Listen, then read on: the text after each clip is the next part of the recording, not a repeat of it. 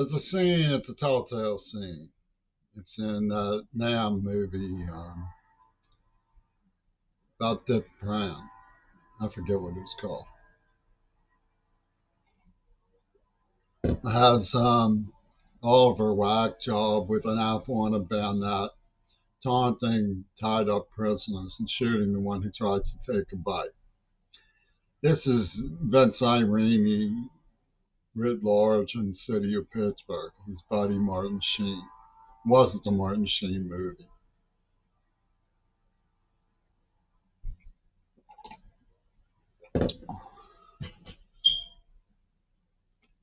The apple is sin, the bullet to the brain is AIDS, and there's a penny that's being contested in a tug of war.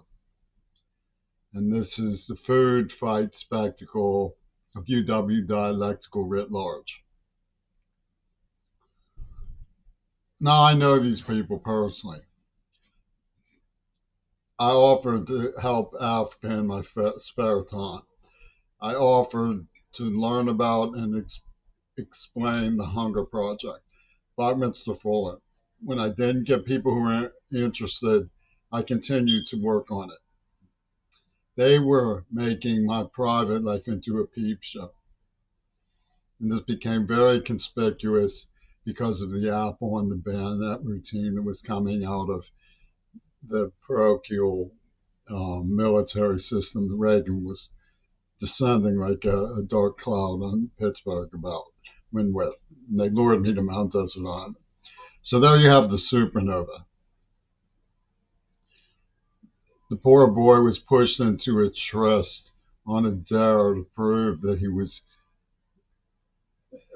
putting himself at risk to investigate. And it became George Bush's special psychodrama with Mel Gibson and Toon and Peter Gabriel.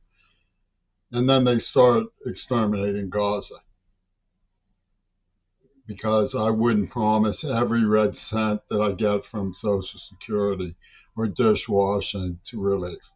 That means I'm not a Catholic saint who gets to sleep on Vince Irene's couch after he advocated for brutal pedophiles who used me as a child to soften me up for the Venus flytrap extermination program of John Lennon and Yoko Ono.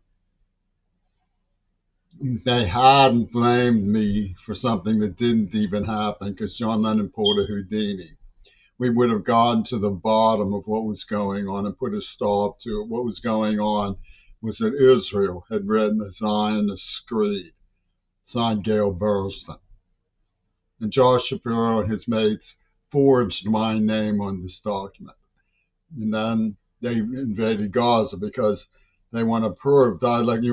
It's like the Shifty Battalion, as I've said before, scream, "Fight me!"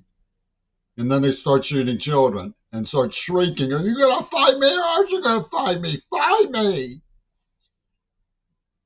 And they rip our murdered Shannon Harps. And this is coming from the administration on the mayor's level in Seattle. You cannot reason with them. You could throw on, they have so much more money than me that it's pathetic. But they speculated on my name. I just wrote a letter to Pope Leo, which I mentioned without spelling it out, that Hollywood had victimized me. Mel Gibson, Peter Gabriel were both involved in crucifixion films. These men are criminally psychotic with a big Clint Eastwood boner for me. And they have pimps who made genocide porn that they're selling on the black market. And they want me to say, "Oh, yes, Daddy, I will let you give all of the porno to charity." They made my life miserable. They injured me, and I worked hard exposing them, paying me for my work and injuries. It's common decency. These were people who were waiters and waitresses who didn't share their tips with me. I had to work 2 full-time dishwashing jobs. That's reality.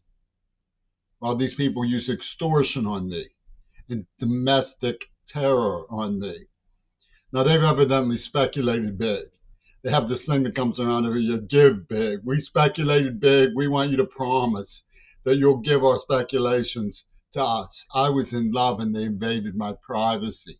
They have a hatchet at my throat called Two Virgins Pussy Ball.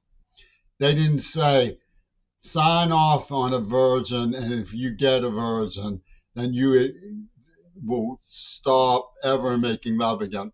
That's how they operated. They had AIDS was Two Virgins Pussy Ball. And they make up this crybaby story. Do you think they care about the children of Gaza? But they shift their paradigm. They move the same little mechanism into place.